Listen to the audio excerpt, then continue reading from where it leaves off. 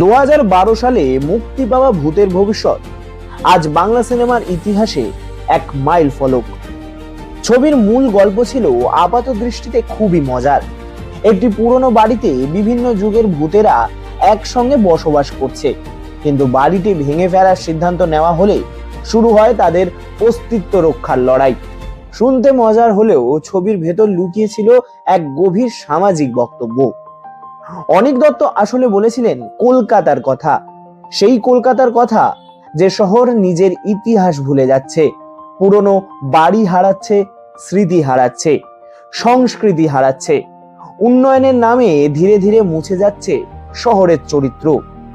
ছবির প্রতিটি ভূত এক একটি সময়ের প্রতিনিধি, কেউ ঔপনিবেশিক যুগের, কেউ জমিদারি আমলের, কেউ স্বাধীনতার পরের সময়ের।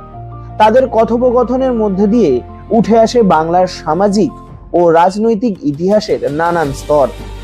সবচেয়ে বড় কথা, ছবিটি দর্শকদের হাসিয়েছে, আর সেই হাসির মধ্যেই ব্যঙ্গের ধার লুকিয়ে রেখেছিলেন অনিক দত্ত।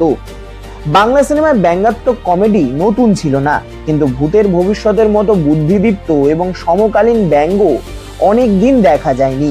ফলে খুব দ্রুত ছবিটি কাল্ট মর্যাদা পেয়ে যায়। অনিক দত্ত আর শুধু বিজ্ঞাপনের মানুষ থাকলেন না, তিনি হয়ে উঠলেন বাংলা সিনেমার অন্যতম গুরুত্বপূর্ণ নতুন কণ্ঠস্বর।